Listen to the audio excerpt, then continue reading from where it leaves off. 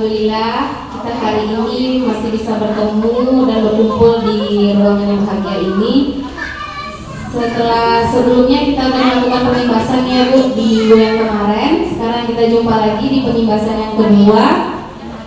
Alhamdulillah kita masih diberi kesempatan sehingga kita masih bisa berkumpul di tempat ini. Perkenalkan, nama saya Dewi Artika Wardana Nasution. Saya mengajar di kelompok bermain Indonesia 1 Kota Bukit Tinggi, Provinsi Sumatera Barat. Hari ini saya ingin memaparkan materi tentang cara belajar anak usia ini, yaitu tentang penataan lingkungan main.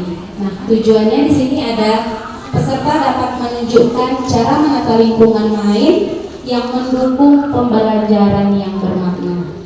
Pokok materinya ada 5. Yang pertama, penataan ruang, penataan lingkungan main, prinsip penataan lingkungan main, cara menata lingkungan main, hubungan cara bermain anak usia dini, atau menata lingkungan main dengan stunting. Penataan lingkungan main. Yang pertama, penataan ruang.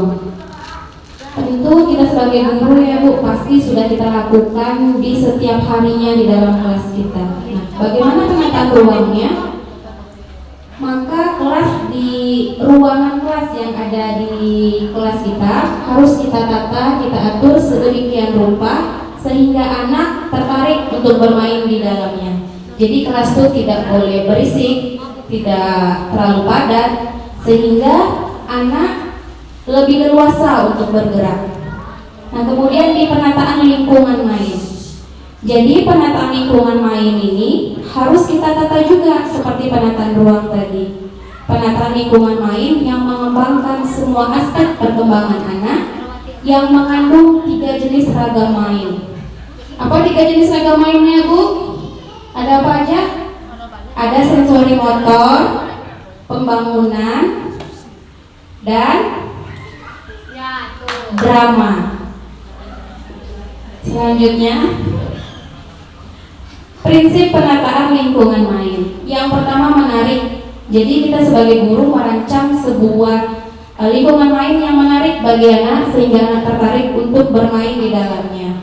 Aman. Yang dikatakan aman tuh maksudnya tidak berbahaya bagi anak, tidak tajam, tidak runcing, tidak berbau, tidak beracun, nyaman dan bersih. Bersih, tidak kotor, tidak berdebu. Kemudian harus sesuai dengan karakteristik tumbuh kembang anak. Kemudian memanfaatkan lingkungan sekitar. Jadi tidak hanya lingkungan indoor, outdoor bisa kita manfaatkan. Lingkungan alam yang ada di sekitar lingkungan sekolah kita. Dan kemudian mendidik. Yang dikatakan mendidik itu adalah yang bisa mengembangkan semua aspek perkembangan anak. Cara menata lingkungan main. Yang pertama, mengandung 3 jenis main. 3 jenis main tadi, yang pertama sensori, pemain peran, pembangunan. Kemudian mudah dijangkau anak. Dapat digunakan bermain dalam kelompok. Kemudian alat dan bahan main cukup sejumlah anak. Jadi bisa kita lihat, misalnya di kelas kita ada 15 orang anak. Jadi harus kita sesuaikan bahan dan alat yang kita mainkan itu harus cukup untuk sejumlah anak. Jangan sampai anak di dalamnya nanti berebutan. Kemudian jarak antar tempat memungkinkan anak untuk bergerak dari satu tempat ragam main ke ragam main yang lainnya. Terakhir, hubungan cara bermain anak khususnya tentang penataan lingkungan main dengan stunting. Ada yang bisa jawab Ibu? Apa hubungannya penataan lingkungan main dengan stunting? Bu bisa jawab? Hubungan cara bermain anak penataan lingkungan main dengan stunting. Nah, hubungannya adalah kalau anak-anak identik dengan bermain ya Bu Tika ya.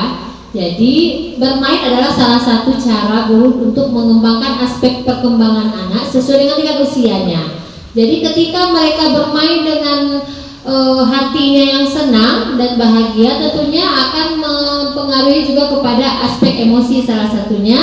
Dan aspek emosi itu juga akan mempengaruhi perkembangan otaknya sehingga otaknya tidak akan stunting. Jadi bagaimana cara agar mereka bermain dengan nyaman, aman, dan seperti yang disebutkan tadi adalah salah satunya kepiawaian guru dalam melakukan penataan lingkungan main sehingga anak-anak bermain bisa mencurahkan semua emosinya dan menjadikan perkembangan otaknya menjadi bagus sehingga tidak stunting. Buat Bu Wit, jawabannya keren sekali. Ya, tentunya bisa kita kaitkan ya Bu tentang penataan lingkungan main dengan stunting. Bisa kita lihat dari tadi prinsip-prinsip penataan lingkungan main bisa kita kaitkan dengan stunting semuanya. Nah, yang terakhir kesimpulan dan refleksi. Refleksinya, apa rencana ibu-ibu semua setelah mendengarkan materi yang sudah saya paparkan tadi? Lisa, boleh bantu Bu Lisa? Baik, terima kasih atas kesempatannya Bu Tika. Saya akan mencoba menjawab tentang rencana yang akan saya lakukan setelah menerima materi ini. Tentunya saya akan mencoba menata lingkungan bermain untuk anak dengan menerapkan 3 ragam main tadi, yaitu ada sensomotor, apalagi pembangunan dan drama.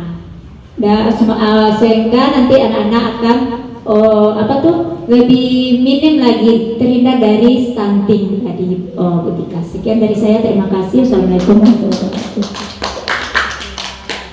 Ya, terima kasih kepada Bu Lisa. Bila akhir kata saya Dewi Amika mengucapkan terima kasih kepada ibu-ibu semua dan saya mohon maaf apabila ada kata yang salah. Assalamualaikum warahmatullahi wabarakatuh.